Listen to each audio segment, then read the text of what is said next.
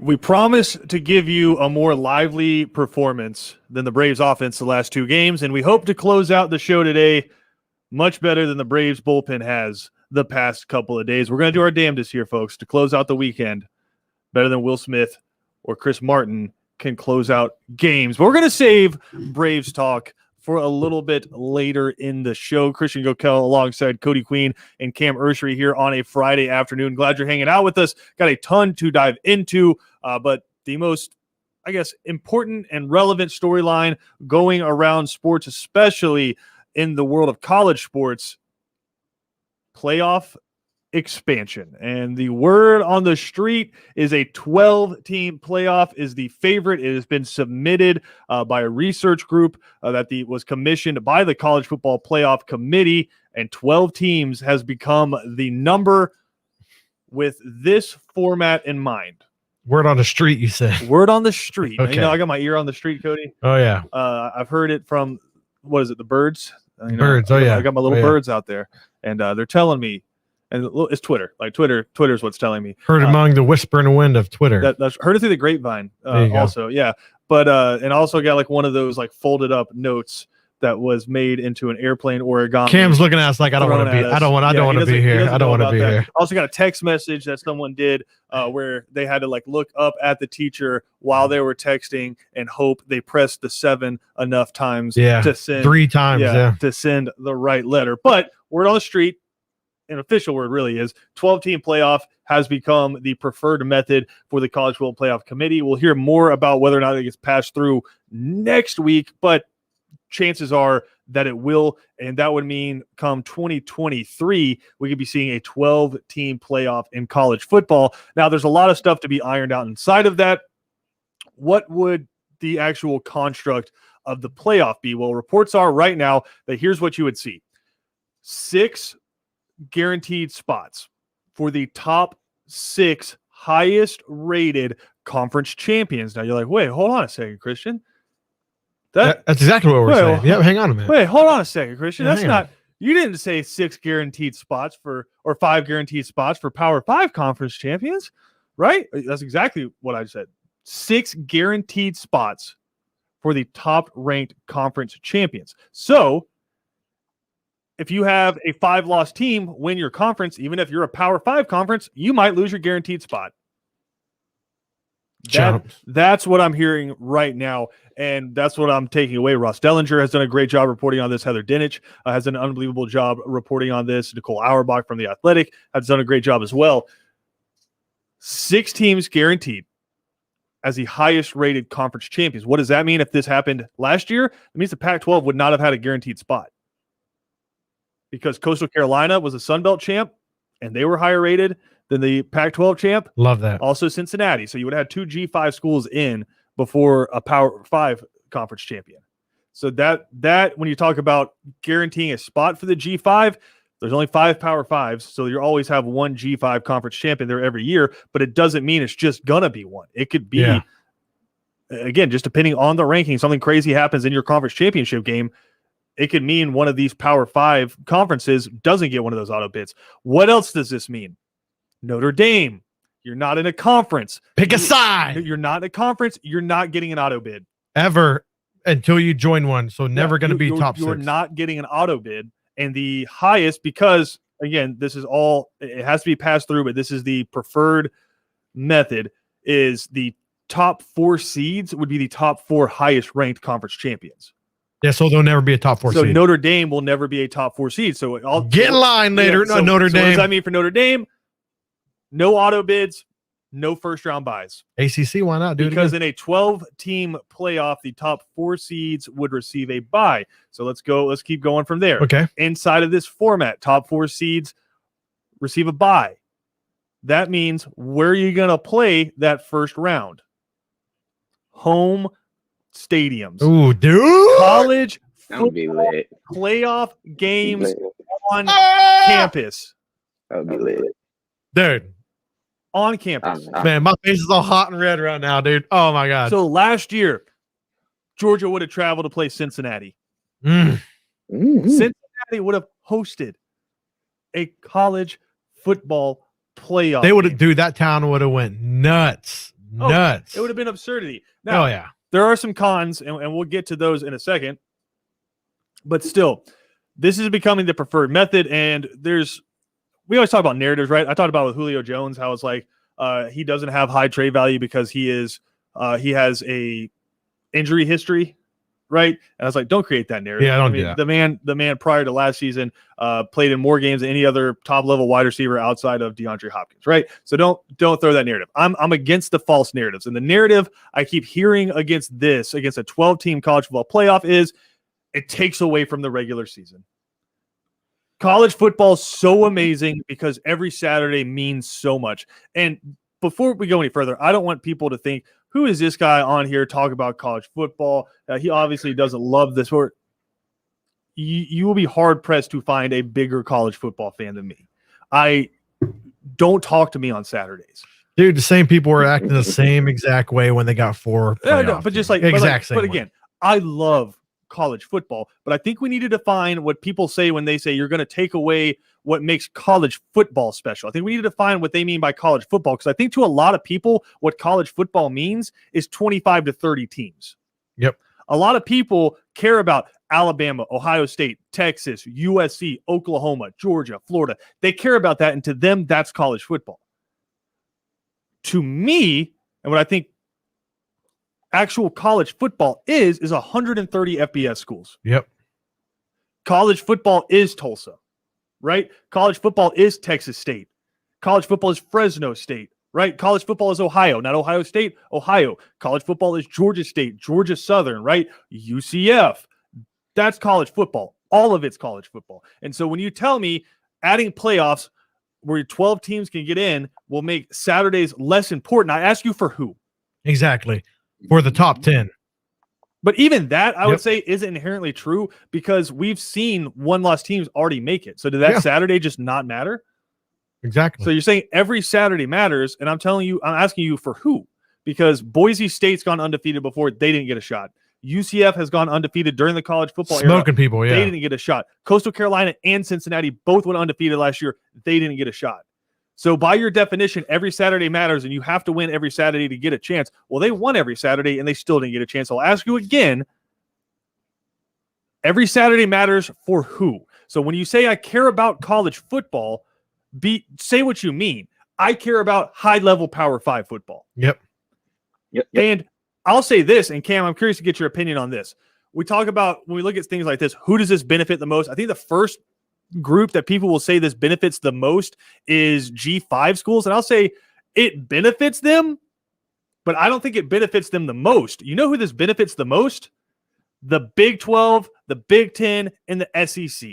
You know why? Because out of those 12 teams, can pretty much guarantee you at least 3 of them are going to be SEC teams. Yep. So instead of having one, if you have an unbelievable season, maybe 2 teams in the playoff, now the SEC is going to have 3, sometimes 4 teams in the playoff, right? Last year you would have had what? Alabama, Georgia, and Florida? Yeah. And Texas A&M. And Texas A&M. So you would have, Texas A&M actually the second highest ranked out of all of them. So you would have 4 teams in the college football playoff last year. So yeah, it benefits the G5 by guaranteeing them an opportunity to get a team in there with that top 6 conference champions locked in.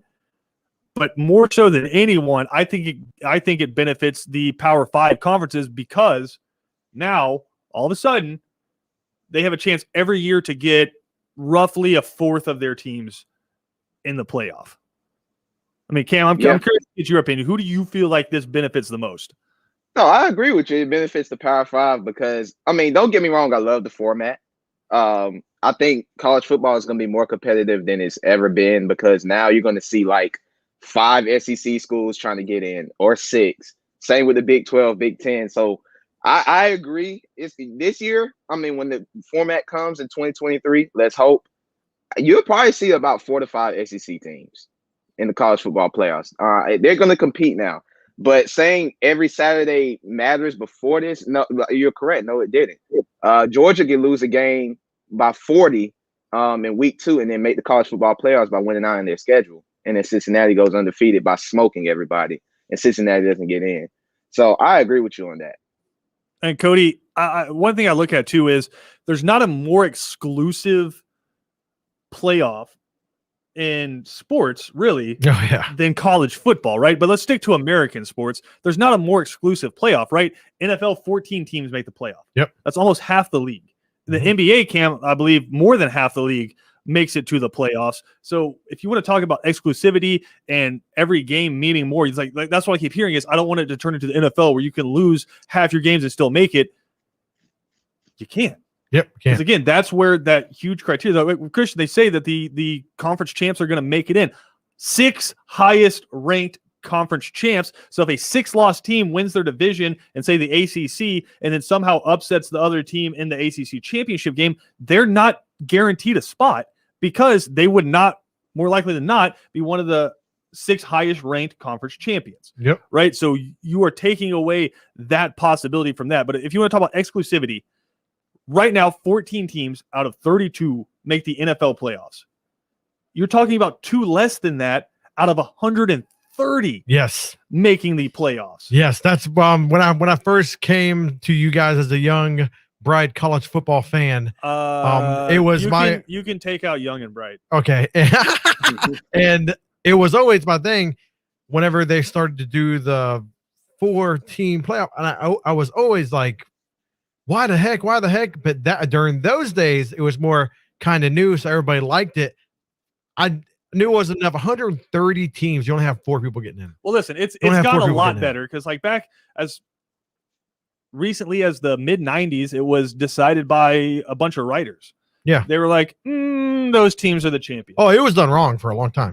Those teams right there are the champions because we say so. Right? That's how it was done. Then you had the BCS come in with its computer models, writers models, coaches votes, and you compute all that out, and it spits out 2 teams that would play in a game, and you had that all the way up until Just 2. Like, all, no, we all can the way only up choose until on 2. well, I mean, there is a very like polar opposite side of this where people want the +1, which would be get rid of the college football playoff, have everybody play in the bowl games, and then take the 2 highest ranked teams after that and play 1 game for the national championship. Like Dude. there's so many different thoughts. Like a bunch of But I savages. mean, but college football, the thing that makes it beautiful and the thing that makes it awesome is it's so different, right? Oh, yes. The NBA, and I'm sorry, Cam, I know it's your favorite association league. No, I agree with you. No, like, college football is better than NBA. But in NBA, you take the jerseys off of one team, like 1 6 seed, and you put those jerseys on another 6 seed. It's the same team, Yeah. right?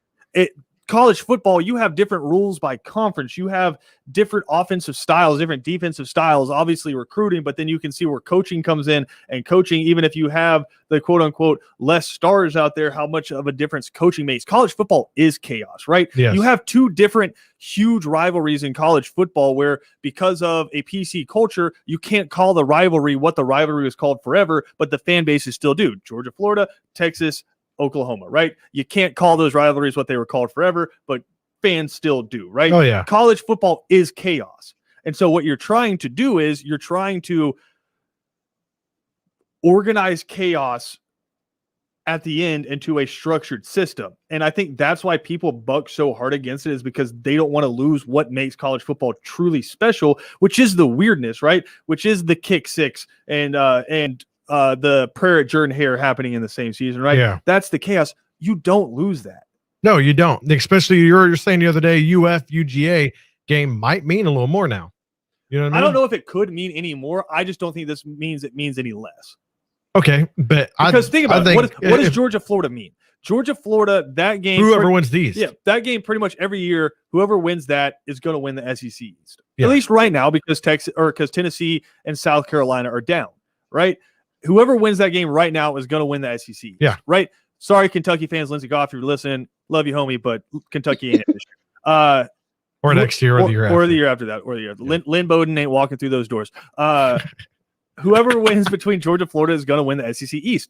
What does that mean every year, this year and prior to this year? Whoever wins the SEC East goes to the SEC championship and can play for a spot in the college football playoff. Yep. How does that change?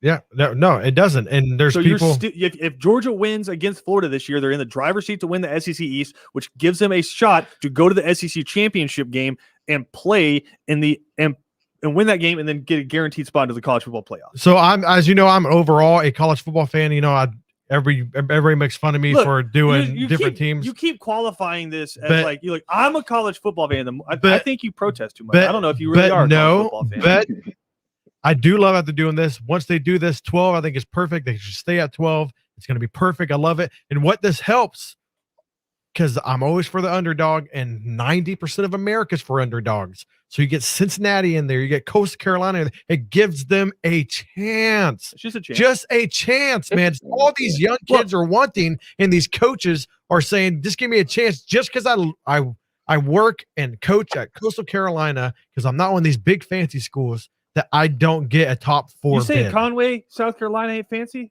I'm just saying. Have you seen their teal turf? I'm just saying, compared to like Alabama, also, you're not one of these big fancy schools or the top Listen, 4. Listen. Top 4 out of the freaking of 130 teams that can't get in. Like, Listen, hey, dude, you've not been good long enough, so you're not getting in. Yay or nay? Alabama would have lost to Coastal Carolina last year. Yay or nay?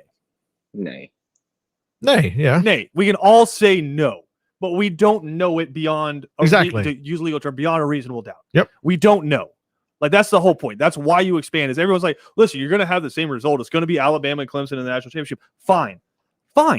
But at least give them a shot to lose. That's all they're asking for. At least give them a shot to lose. Yeah. And so you get rid of the argument where it's early in the college football playoff where TCU and Baylor get left out, right? You don't have to have that argument anymore. And I've said this, and I'll say it again. Listen, the argument from the 5th best team in the country to be in the college football playoff is much more relevant and loud than the argument from the 13th best team in the country. It's like, listen, like, who's always ranked 13? Auburn, listen. You lost to Georgia, you lost to Alabama, you lost to Texas A&M. You're still number 13 in the country because you played in the SEC, and that's really the only reason you're number 13. Sorry. Like, you're left out. That's a much better argument than typically the 5th team that gets left out of the college football playoff. We got to take a quick break here. There are some cons to this plan. It's not perfect all the way. Is it better than what we have? Yes. Are there some things that need to be fixed? Absolutely. We'll talk about it next right here on Second Down.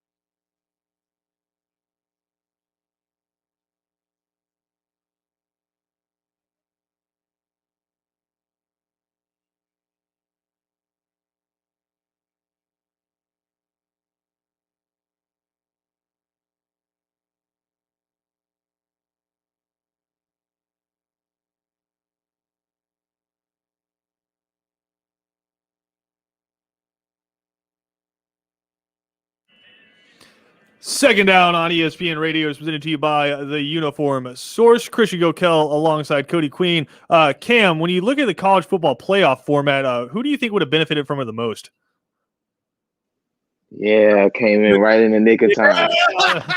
Cam doing his best Chris Collinsworth impression, sliding in to the chair as the segment starts. No, look, I think 12 teams is excellent. I don't think it takes away. You were just saying in the break you wanted 36 teams. It's crazy. No, 12's perfect. Like March Madness. No, you want that chaos. You want that FCS one where it's just every team makes the playoff. I'm cool with that. Whatever. No, we're not. But 12. I think 12 is a no-win team going on a run. I think 12 is a great number for what college football is. 99% of the time, are we going to see the team that's supposed to win the first round? Sure, fine, whatever. Who cares? Are we still going to see Alabama, Clemson in the finals? Probably, but at least it gives other teams a chance. Now, hot take: Clemson will never go back to a national championship I hate this decade. No, I hate this decade. I hate these takes from you where you forced us to wait 9 months to figure out whether you're right or wrong. Please ignore Cody in this. Like, Cody will do stuff where it's like we'll be dead by the time we figure out whether or not his bet was correct. He'll be like, listen, there's a child that was just born. I'm going to guarantee you that child will never hit a hole in one. You're like, oh.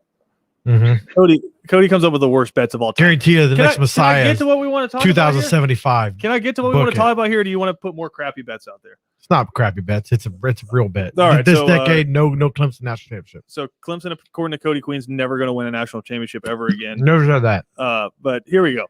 I do think there are some cons to this.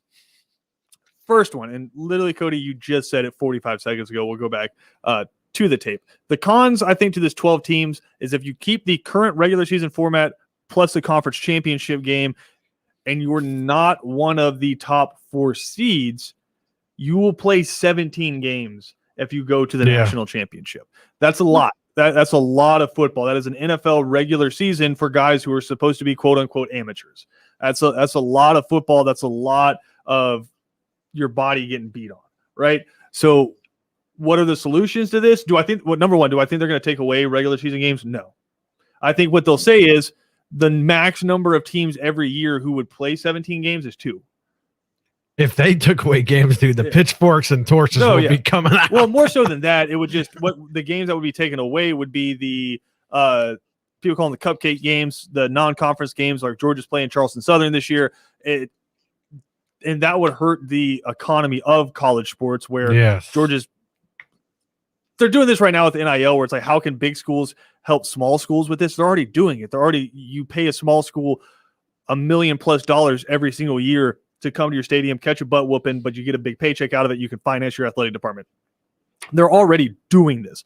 That being said, I don't think it's going to change, but 17 games is a lot. And so with the name, image, and likeness stuff, with the healthcare stuff, taking care of the players, I think some of that's going to have to get pushed through before we see teams play 17 games in a season. Another one, and this one might just be me. I'm curious to get y'all's thought about this. Under the current format that they're proposing, the first round would be played at home stadiums, which I think is awesome, right? You get these games. So where we said, like what? Cincinnati would have hosted Georgia in a college football playoff game. I think Texas A&M would have hosted Coastal Carolina in a college football playoff game. But under that format, though, you kind of get punished. And Kevin disagrees with me on this, but I do think fiscally you get punished where if you earn one of those top 4 seeds, you earn a bye and therefore forfeit the right to host a playoff game.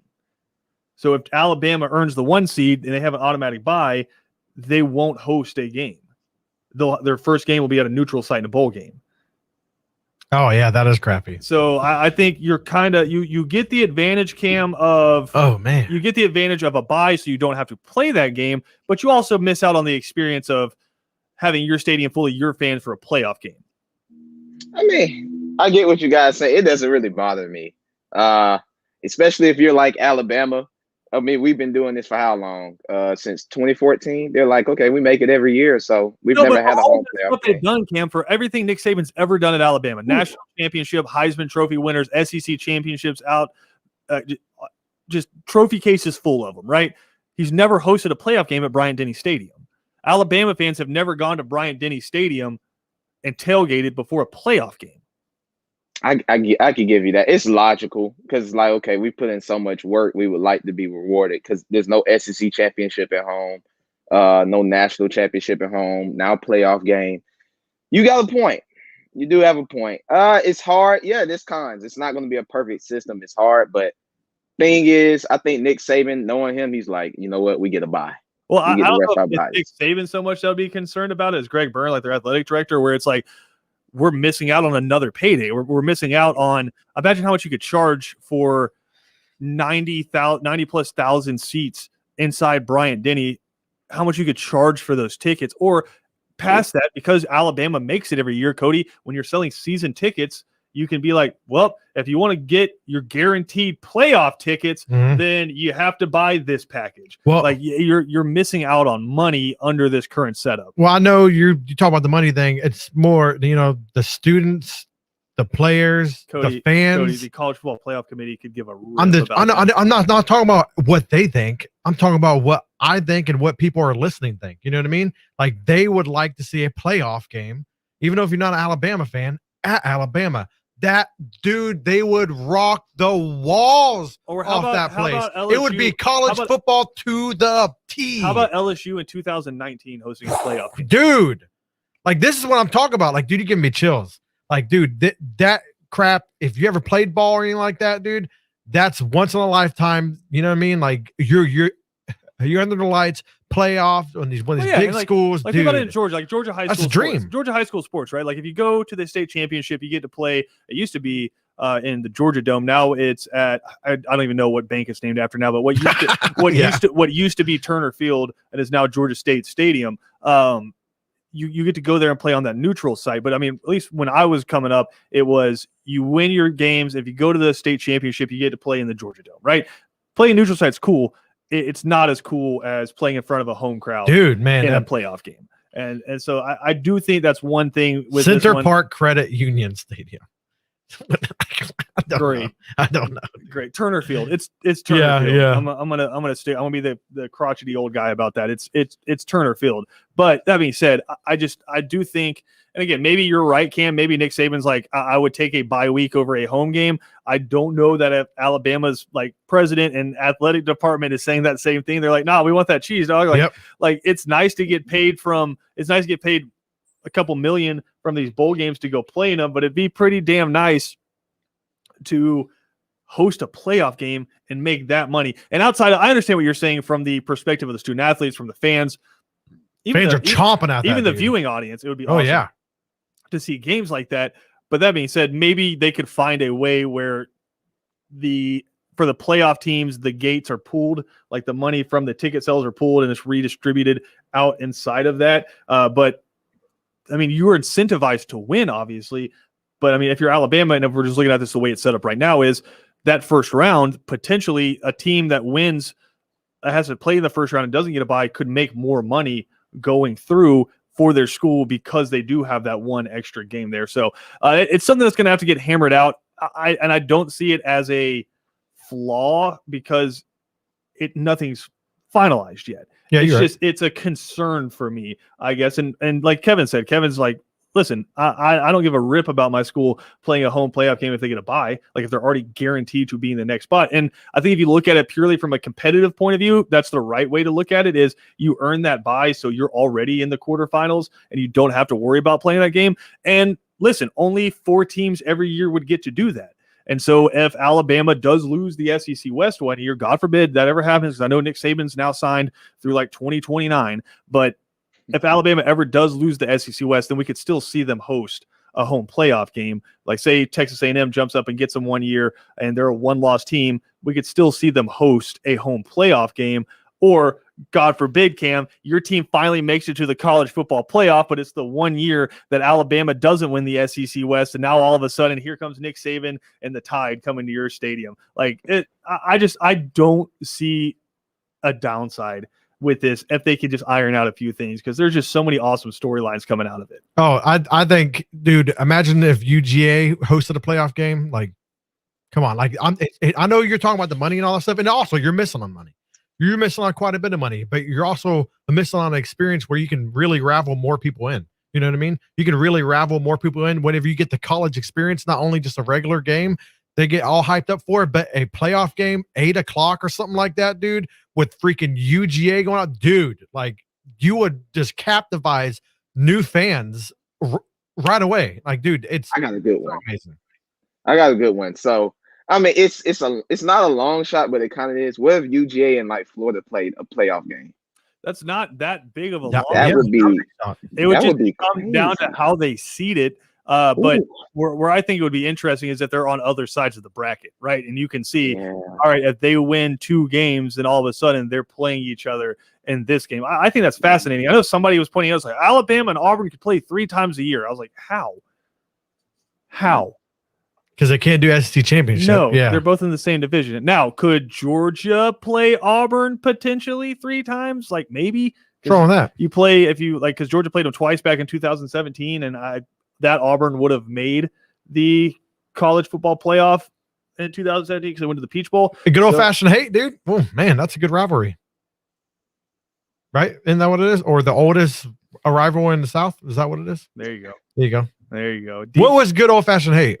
That's Georgia Tech, dog. You need to be Oh. real careful right now. Do I? You need to be you say real. you're stepping in deep water. Am I really Georgia Tech? No, it's not Georgia Tech. It's just college football fans in It general. gets soon to be forgotten when you're not in the conversation. Oh, don't try to turn this on Georgia Tech fans because you got it wrong. I am doing it. Don't try to turn this on Georgia Tech fans because you got it wrong. We'll take a quick break. We'll come back. We do have some other sports besides college football, especially coming up tonight. Hawks and 76ers in game 3. Braves trying to get off what has just been a rough past couple of days. We'll talk about them as well when we come back right here on Second Down.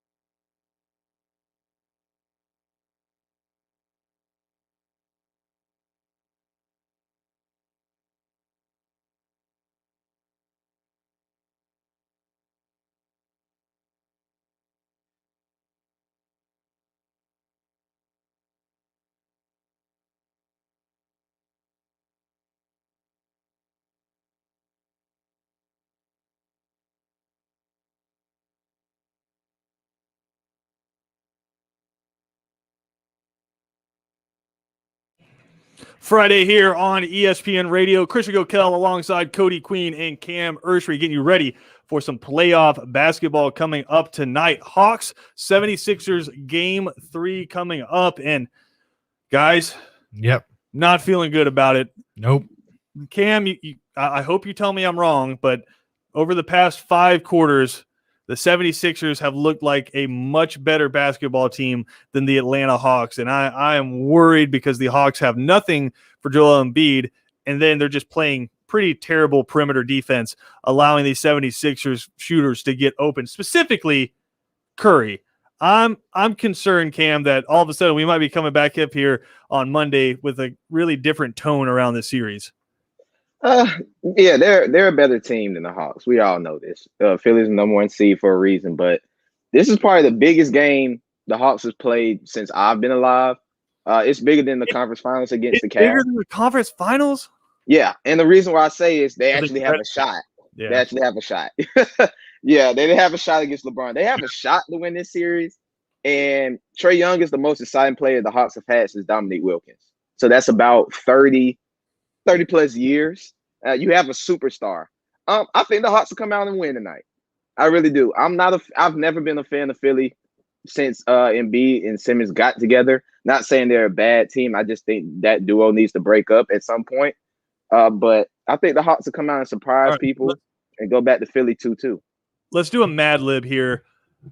The Hawks win tonight F blank. If Trae Young scores 30. No. 30. He has to get 30. I had 76ers in 7. DeAndre Hunter got hurt. Well, He was playing about 30 minutes a DeAndre game. Hunter's been hurt for the most part. Yeah, but he's been playing about like 30 minutes a game before. Has he played in this series so far, Cam? In this series? Yeah, DeAndre Hunter has not played. So. Yeah, well, they won one, and it was, as you saw, they probably shouldn't have won that one. But no, dude, I'm kind of on the Christian side. I don't know if you changed your mind or not or anything, but no, I don't think Hawks win another game, dude. I think they're getting taken out. That's a big thing, dude. You have to win tonight because I'm a big believer in momentum. And if you lose this game tonight, your first game at home, and you go down 2-1, I think that just sucks the air completely. I hope I'm wrong. I really hope I'm wrong. Why? Because I want the Hawks to keep on going, obviously. I love this team. This is a very fun team to watch, and we've been covering them all year and everything. This is the first year I've really got deep into them that we've been doing on Second Down. And Cody, I love Trae Young. Known Orlando Magic Atlanta Hawks fan. I see this guy. I hate. Hey, all Hawks fans out there, I hate the Hawks. You should say it. Hate them. Say it. Hate them. Say it. You're in the same conference. I hate them. Rivals. Hate them. Good. You can't like any other team. He's actually trying to jinx the Hawks by saying that he likes can't like any other teams. His one-sided talking. Hey guys, Homer over here. If you got, only get one. If you got, only get one. You only get one team to root for. Now, if you're gonna be one of those fans where it's like, listen, my team's terrible, so I need a playoff team to root for. I mean, if you want to say that, no, I am a Magic fan all the way. Anybody who plays Magic, I want the Magic to beat them down. Never happens, but I am rooting for this team because no one gave him a chance. Listen, Cody, no one gave him a chance. I give it to Cam too. Don't worry, I give it to Cam too. Like I said, Cam, dude, he won't stop tweeting about LeBron James. I want you guys. They lost. They're a bit out of here. I'm going to give you guys some homework over the weekend. I want you guys to add up the miles between your favorite teams and send it to me. Basketball teams? No. Like all of your teams.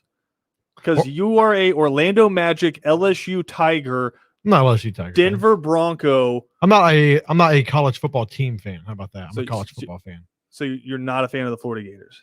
I like them, yes. But you wouldn't consider yourself a Florida Gator I fan? wouldn't consider myself a one-team guy. No, I do not. You're pansexual when it comes like to I'm not mad when they like lose like every game. I'm like, well. It's not that big. I wasn't raised with it. I became a college fan like 4 years ago.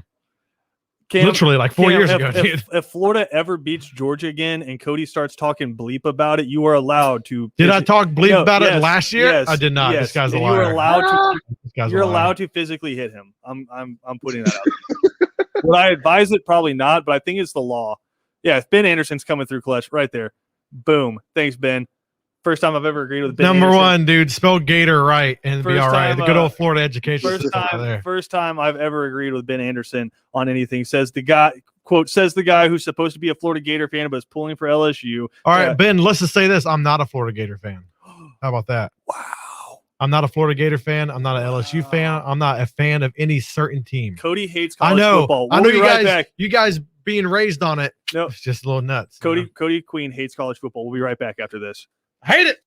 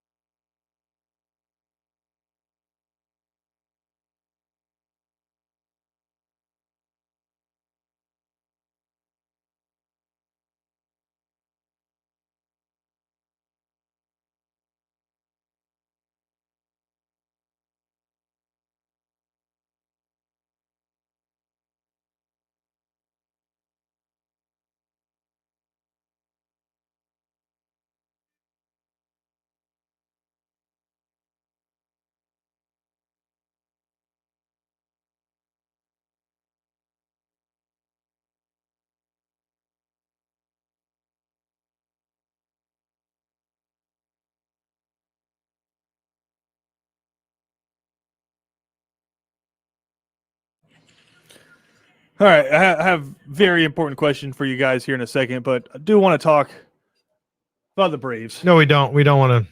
We don't want to talk about I just want to say this. I'll make it very brief. it. Okay. There's not one person on the Braves that you can blame Oh no. for the past 2 games. I've seen a lot of stuff. I've been tweeted a few times, and people saying I'm defending Will Smith. I'm not defending Will Smith. I'm certainly not defending Chris Martin, who didn't record an out yesterday in the 10th inning. I'm not defending them, but when you scored 2 runs over 18 innings, I'm not going to blame the last pitcher that comes into the game for the team losing. The Braves have been bad. 2 runs off of wild pitches, so they weren't even like hot bats. Yeah, I don't know that in the top of the 10th, the Braves had a hit yesterday. Oh no, they had no hits top of 10. Yeah, and they scored 2 runs. So me and Kevin were in here watching it, and the soul leaving Kevin's face was intense. The bats have been terrible. You're heading out of Miami. Hopefully you take advantage of a Miami team that's been struggling. But I'm not going to blame the 2 guys that played in just the last inning after you scored 2 runs over 18 innings. So I'm not going to blame those 2 guys. All right, that's enough Braves talk because I know it's depressing. I know it hurts. They are coming up tonight against the Marlins. Maybe, just maybe, Cam, at the end of this weekend. Get out here, Ben. Get out here. Yeah, Ben Troop just invaded. See, these guys don't take us serious. You know, we're just that pre-show show. But no. Cam, I'm not going to say what I'm thinking, but there is a chance that the Braves could do it by the end of the weekend. So we'll talk about it on Monday. But no, I said I had an important question for you guys. I don't know if you guys have been following along, but Golden Corral is going viral on Twitter right now because a grandparent texted their grandchild, "Are we going to Golden Corral?" 13 times in a row. So like literally in the iMessage, just 13 text messages, same thing. Are we going to Golden Corral? Respect, yeah. And I just the thought came to my head. Number one, since the pandemic, I have not been to a buffet. Really? And I'm a big buffet fan. I know some people don't like the buffets. I don't care where it is, what state, what the name of the buffet is, what's on the menu. Asian food, Mexican food, American food. If it's a place that serves all of it, all the better. I don't care what's there. But my question to you guys is, what is your buffet strategy? Because you do need a strategy when you go into a buffet. You can't just go up there without a plan and expect things to go well. I'll let you think about it, and I'll tell you mine. Go ahead. I got mine already. If you're going to go buffet, we can go ahead and dispense with the salads. We don't need a salad. No, I don't salads. go to a buffet for a salad. Out here with us. All right, so we can go ahead and dispense with the salad. Probably got salmonella anyways. But you got to start with something light, right? So I go up there, and that's typically when I'll get a plate of sides.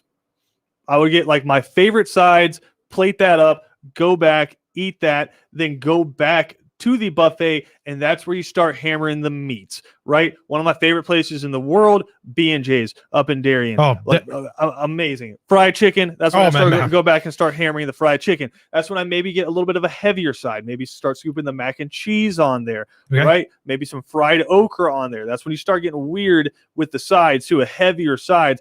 And then if I satiate my fried chicken need, then I maybe go back for a different protein when I go back there, right? Get that, come back, maybe some fried catfish, just depends on what's at the buffet. Knock that out, and then the perfect buffet to me, you gotta have a dessert, but the perfect dessert, soft serve ice cream bar. Oh yeah. Like shut it down, soft serve ice cream bar, at least 3 trips. You walk out of there, you've eaten 4,000 calories, you feel great. Cam, what is your buffet strategy? I went to Golden Corral like a week ago. Oh, my man. So, first plate, got to get some chicken. And then I do vegetables. So I do like corn, lima beans, rice. And then after I finish that, it's straight meats after that. Give me some fish, some steak, stuff like that. And for a dessert, probably some gummy bears and ice cream cone, vanilla ice cream cone. No, so you put the gummy bears in the ice cream? Yeah. My man, Cody, go. Yeah, of course. Mine's easy. Straight up to the meats, fried pork chops, fried chicken afterwards, soft serve, baby. That's all I want. No sides, no stuff. If they got good cornbread, I will smash that cornbread. They got good rolls, I'll get the rolls. Besides that, we going meats, baby. There you go. might have to hit a buffet after this. Big show coming up on 3 and Out. Former Sunbelt Commissioner Carl Benson is going to jump on to talk college football with us, as well as Georgia Southern legend Adrian Peterson to talk about playoff expansion. He'll be joined by Matt Smith of Southern Pigskin a little bit later in the show as well. BJ Bennett, Ben Troop, Kevin Thomas coming up next on 3 and Out. If you miss any portion of our show, check it out on ESPNCoastal.com.